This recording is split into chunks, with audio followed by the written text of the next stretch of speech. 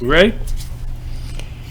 Hey, it's Tuesday night, 7 p.m. You're watching FYNTV.com. We're at Circuit World in East LJ, and it's time for Gilmer Bobcats Turf Talk. We want to thank Shane's Rib Shack for always providing the meal for the players and the coach. And also we want to thank Pepsi for providing drinks. We've got head coach Casey Wingard with us here tonight. It's time for Gilmer Bobcat Turf Talk. We got head coach Casey Wingard with us tonight. Linebackers and special team coach Gibson will be in here in a minute with us. Our guest tonight is wide receiver Griffin Cagle and quarterback David Smith. Defensive tackle and offensive tackle, D and O tackle Levi Seabolt is with us. And defensive corner Chandler Sutton is here with us. Before we get started, we always go into the region and highlight where everything stands in the region. Playing region football here. Quad A Region 6. Northwest Whitfield is 4-1. Pickens is 3-1. Ridgeland is 3-1.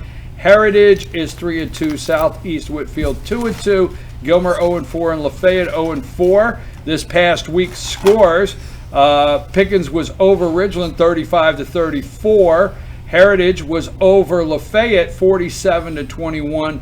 Northwest Whitfield was over Gilmer 27-14.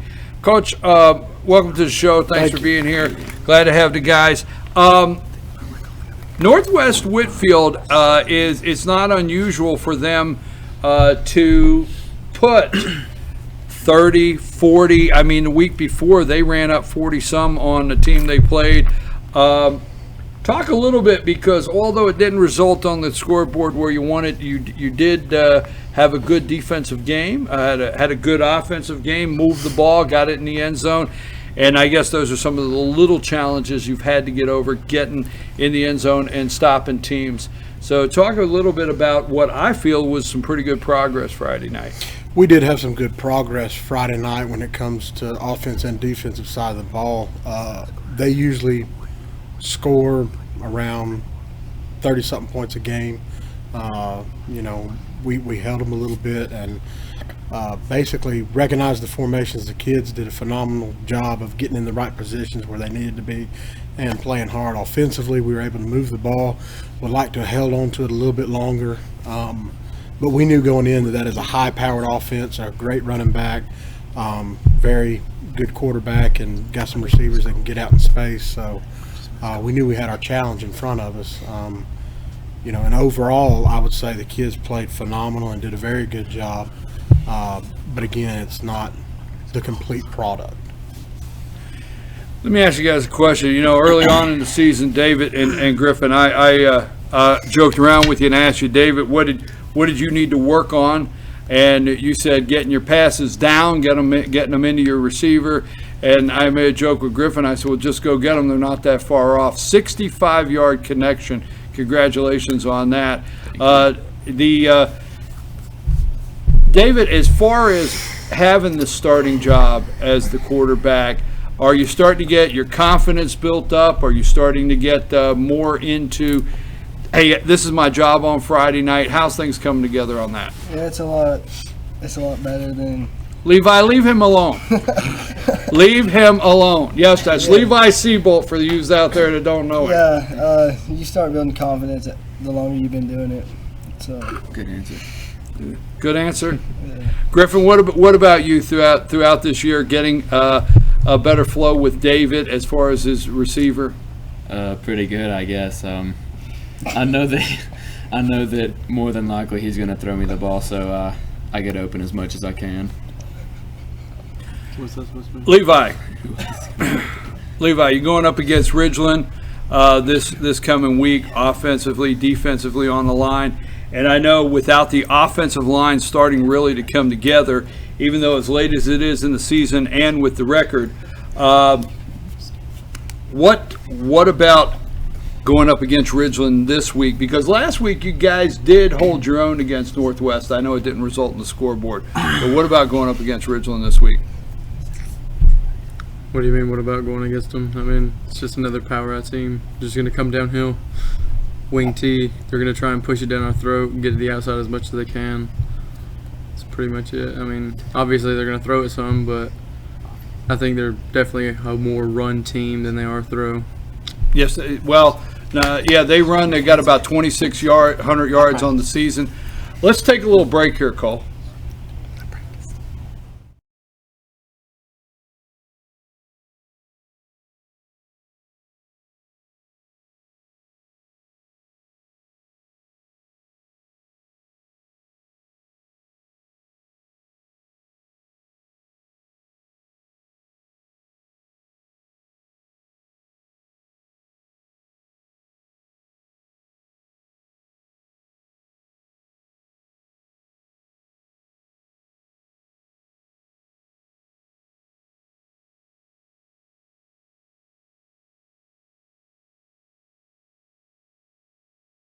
Just give me a second.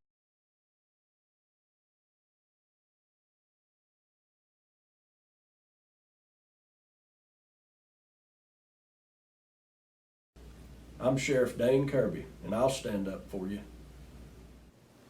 I'm Stacy Nicholson, Sheriff of Gilmer County, and I will stand up for you.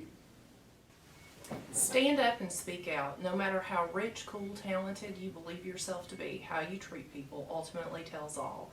I am Allison Sosby, District Attorney, and I'll stand up for you. Pizza Hut makes great pizza, but they can't tell you what a gift it is. I can. They took a grilled cheese and combined it with stuffed crust pizza. To think, I almost wasn't here to try it. How did It's you? not important, Jen.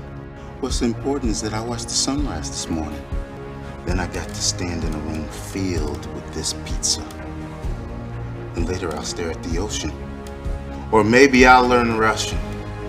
Or listen to jazz. Or try my hand at needlework. Or open a door for a beautiful woman. Or read a human interest story, or make dessert wine. Or ride a wild horse.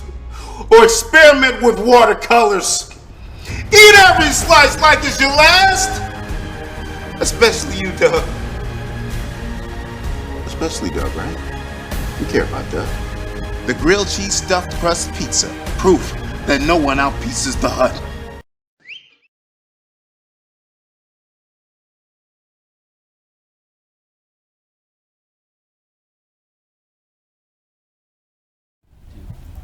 And we're back. You're watching Gilmer Bobcat Turf Talk. I'm your host, BKP. We had a minor technical problem that we had to correct to come back. We're here with head coach Casey Wingard. Again, our guest tonight is Griffin Cagle and David Smith and Levi Seabolt and Chandler Sutton. Coach, you're going over to Ridgeland. It's been a long year. I mean, let's just say it's been a long year, but these guys are going to run. They've thrown about 600, 700 yards, but they've rushed for 2,600. They're coming off a loss. Your team is putting it together more every week that I can see. So talk about going all the way over there and what you think you're up against Friday night. Well, I know they're going to be ready to play as well, just coming off that loss. I know that their coaches and everything are getting them focused and getting them hungry and getting their goals that they want to reach completed. So they're going to be ready to play. It's at home, their house. They're going to be feeling good and trying to make a point and prove something. So for us, it is a long ride over there, bus ride over there, logistics of going and getting out and getting traveling wise and all that stuff's going to be, on us to get that done and focus. And then just every day, each week, focus on our job and what we have to accomplish to go up against them. Because they do have a lot of weapons, offensively and defensively. They can throw the ball very well, and their offense is very sound. It's a rule schemed offense where, they've got angles on you and they're going to try to motion and get out to the edge. So we've got to be ready to play. Guys, let me ask you a question now. I always say that there's no reason to go around the realities, and I always think that we should come here, treat you as grown men and mature adults. The reality is you are 0-8. That's the bottom line. You're 0-8, and it's not like you guys are showing up at practice Monday morning seeing anything different. What are the goals now when you show up at practice? What are the goals for Friday night? Obviously to win, but what are the goals that each one of you are coming? How you keeping your attitude up, your teammates' attitude up, saying, you know what, we have some goals now that we still have to play football, we still have games to play, and there's still things we can accomplish. So tell me a little bit personally how each one of you are dealing with that. Just jump in at any time. Just trying to get better, keep improving for the next season. Keep improving for the next season. What about you, Griffin? I'm just trying to get better every day of practice. I just work hard every day. I just try to. But there's different goals that you have to be trying to set now as far as off Friday night. Obviously, you want to win the game, but shutting certain running backs down, getting tighter as a defense, the offensive line gelling together. What about you, Levi? Probably just getting together with our team. I mean, we have a lot of people banged up right now, so it's kind of like we're just the people that haven't really been playing too much are now starting to play more and getting ready for the next season. But they're getting more reps now, so it's all good. But I mean, in the end, I just don't like to lose, so we're still all gonna go as hard as we have the first few weeks. I like that answer, because no matter where you're at, you should never like to lose. So I like that answer, and I like that. You shouldn't like that. You want to go out Friday night to win. Are you guys encouraging the younger guys? You two seniors, are you encouraging the younger guys? Are you keeping them lifted up? Like, hey guys, you know, there's a lot you guys can work on, because you guys got the weapons on the field, and obviously the reality is the program is going through some changes. So what about for the younger guys keeping their attitudes up? Yeah, I think a big thing is that, I mean, they've already had 4 head coaches. So, I mean, if they don't decide to keep who they have there now, then it's just going to mess everything up again. It's just going to be like a whole repeat of the last 2 years, and probably going to end up with the same results. Because I think if we would have had what we have now going into the season, we would definitely have some wins right now and be in a better situation than we are. Well, I like you respectfully stand up and say that, and I'm going to tell you I like that. There comes times where I believe you're supposed to just say something and you do it respectfully, but I think I'm going to move on from that, other than to follow that and say the adults in the picture need to pick up on that and run with it, because I'm going to tell you there has to be consistency in the program, and you guys know that. And it's not like you guys are showing up and you don't know that. You know there has to be consistency in the program. So I respect those answers. Coach, what about some of the younger guys and work on it?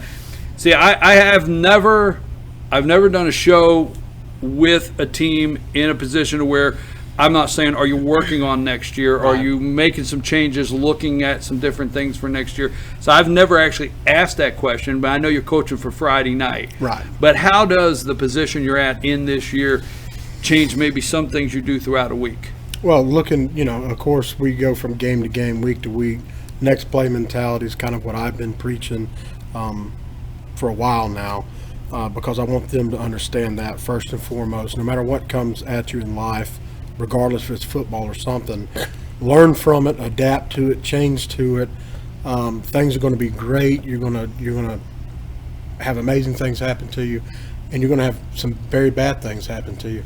How you conduct yourself and how you act and move past that, and how quickly you do it, starts to tell more about you as a person, character, and then that relates so much to football teams. So with that, yes, we go week to week, each Friday the game, but in an overall grand scheme, as a program, you do have those younger kids that you want to take a step back with them and go back over the fine technique points of coaching. Here's the stance, here's the hand placement you got to have, this is what you need to do, and this is how your hips need to roll into a block, or this is how you see the ball in and catch. All those kind of things. You also have to go back with the older guys that you're working with to compete Friday. You have to take time with the younger kids to get them ready to go, because they never know when the number's going to be called, number one. And number two, program-wise, you got to owe it to the younger kids, because that is going to be your future.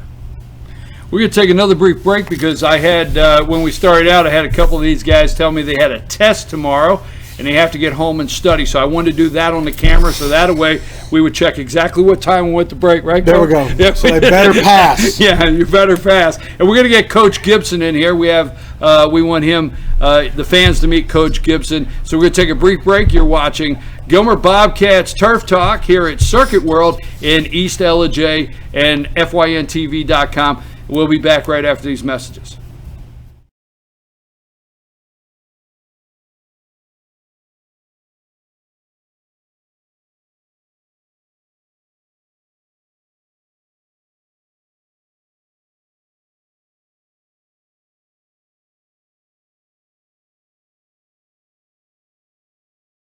Pizza Hut makes the best pizza in the entire universe, but they won't tell you that. I've been marooned on this planet for a while now.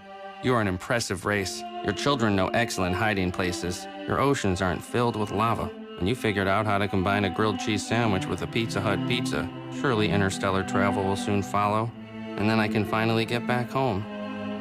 Round. Round like home.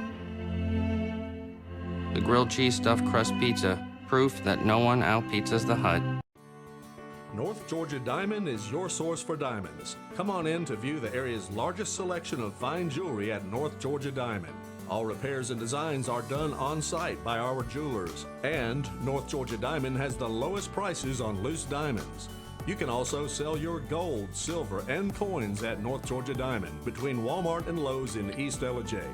Locally owned by Bill and Allison Craig, North Georgia Diamond is your source for diamonds in North Georgia.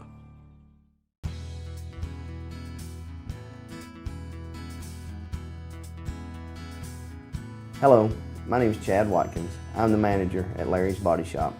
We are a family-owned and operated business and have been serving the North Georgia area since 1978. We are located at 1216 Progress Road in Ellijay, Georgia. Our shop specializes in collision repair and we work with all major insurance companies. Larry's Body Shop is ICAR Gold, the highest role of training recognized by the collision repair industry. It is estimated that only 10% of collision shops meet these standards. Our shop consists of state-of-the-art equipment such as laser measurement system, down-drive spray booth, spot and MIG welding equipment. All of our paints are mixed on site so that we can guarantee your paint to match every time. I know that having an accident can be a stressful event. We take pride in making sure our customers are satisfied with the repair of their vehicles. Our waiting area is clean and comfortable with free Wi-Fi and refreshing beverages. So if you're in an accident, stop by and see us at Larry's Body Shop.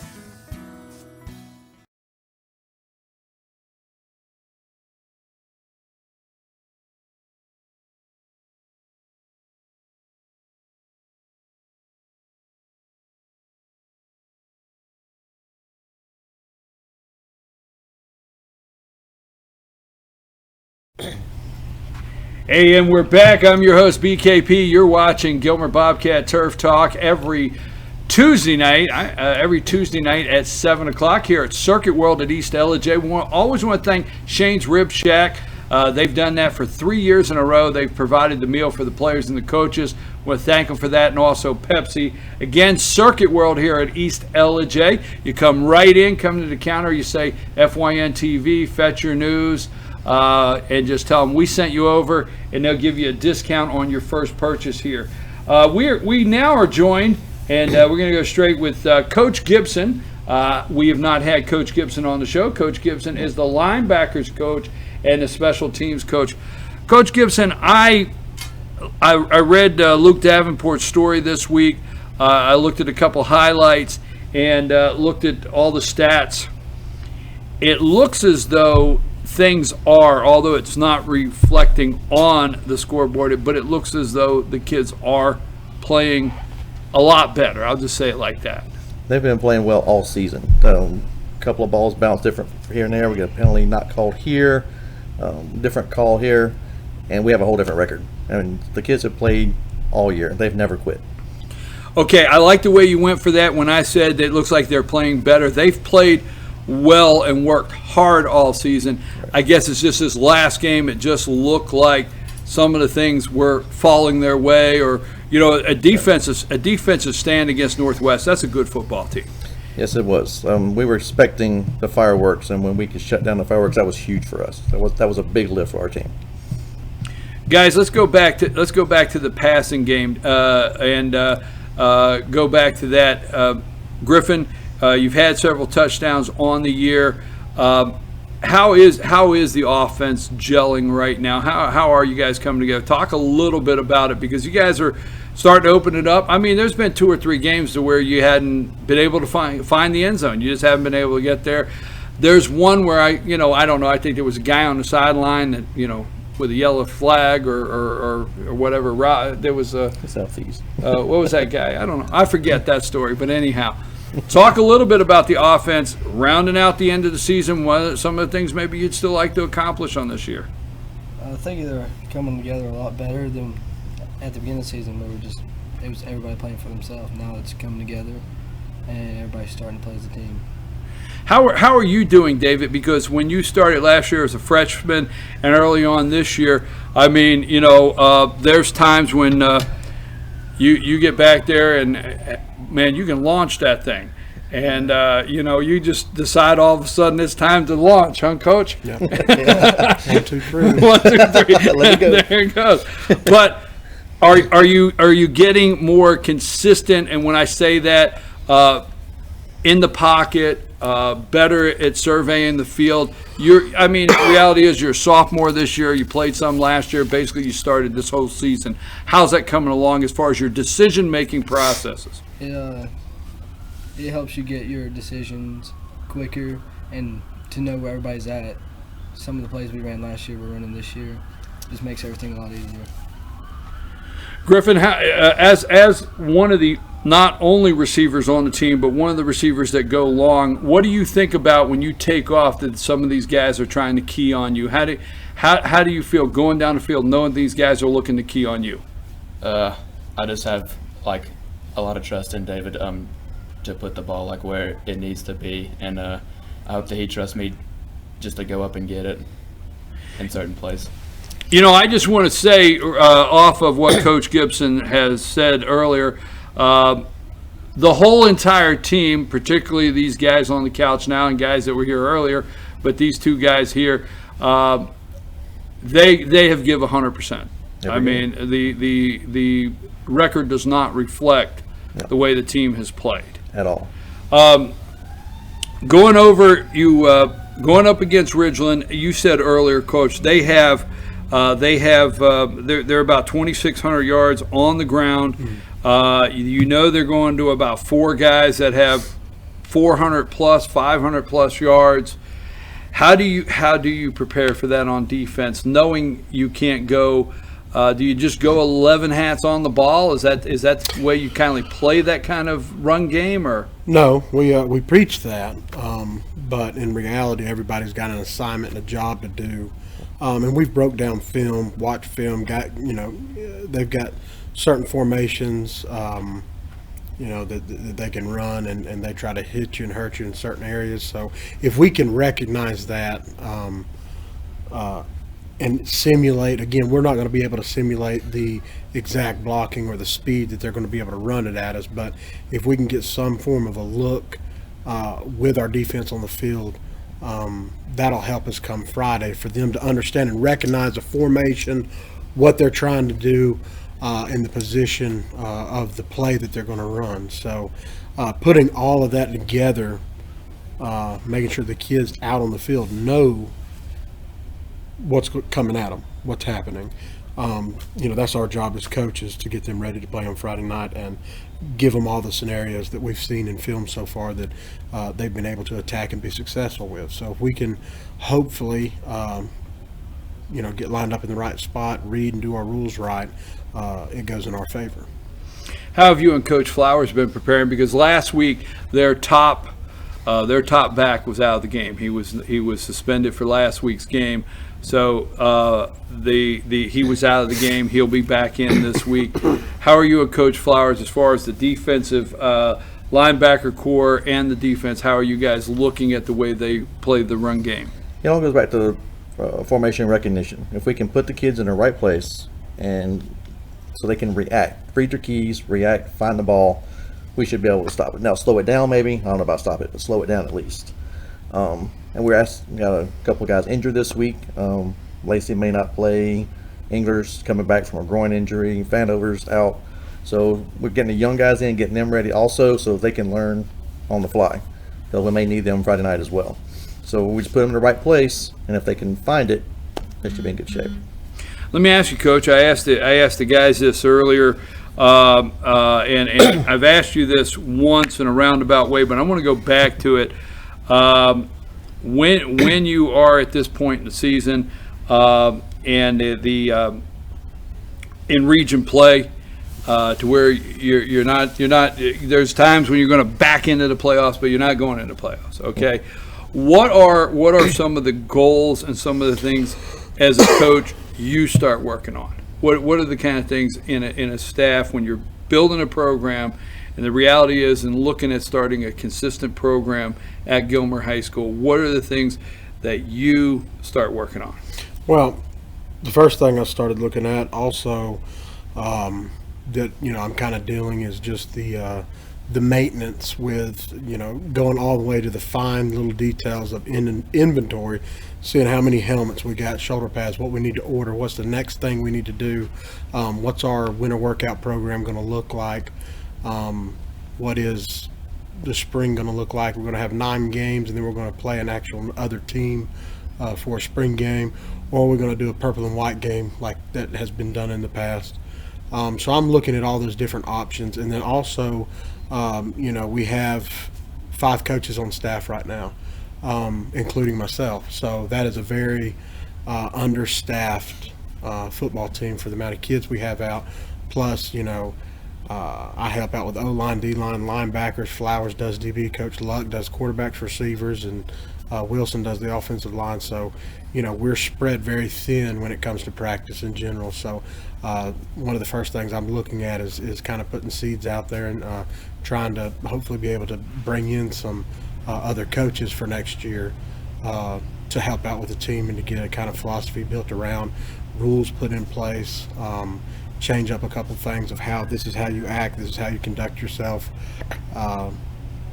all of that, to the inventory, all the way to coaches and all that kind of stuff. That's kind of what I'm focusing on, as well as the game Friday night.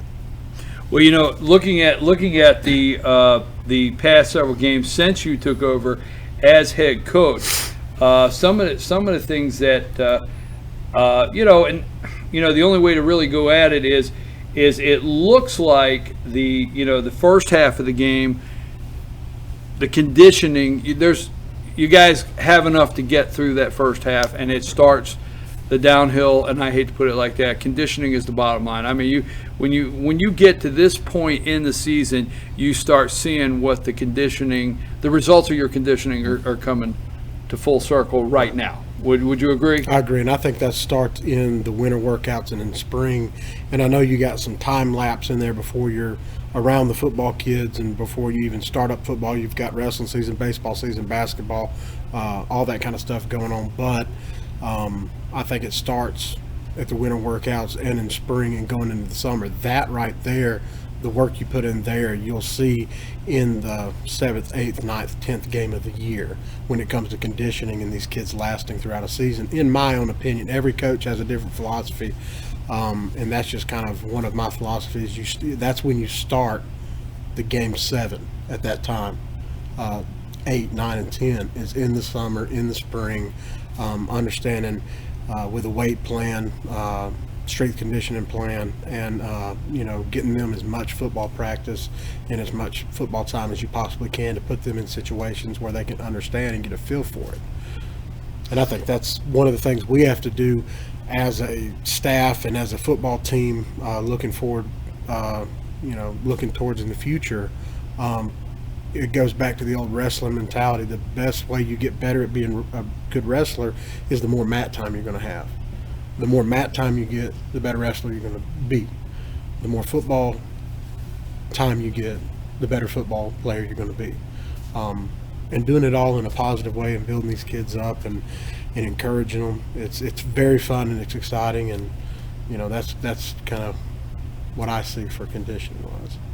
Well, Griffin, before we close tonight, we're up against our time, but before we close tonight, I want to say that throughout the season, the struggles of the team that never deterred you from going at it 100%. And I want to tell you, I got a lot of respect for that, man. I mean, you've gone after it 100%. Whatever the game was on Friday night, whoever you're playing, you've gone after it 100%.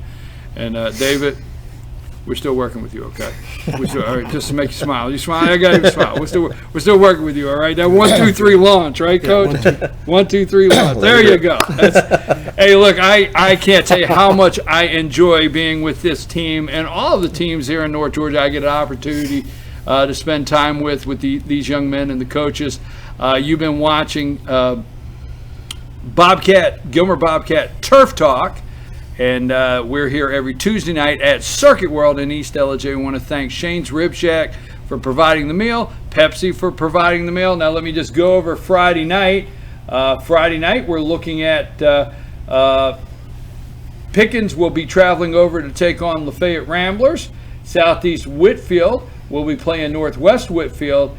And Gilmer will be traveling to take on the Ridgeland Panthers. So we'll be going over there Friday night. Follow us on Twitter. So if you're not able to make it, carpool, come on over. You can follow us at Fetch Your News on Twitter. Hashtag Team FYN Sports. Hashtag Gilmer Football. We will be putting out highlights all night long from the games. And also Monday through Friday from 8 to 10 a.m. FYNTV.com. Good morning from the office. Your host. I get a little opinionated, so show comes with a warning. You know, you got to be careful there. But tune in 8 a.m. every Monday through Friday, FYNTV.com. Coach, thank you very much. Nice to have met you tonight. Thanks for being here, guys. Take us out of here, Cole.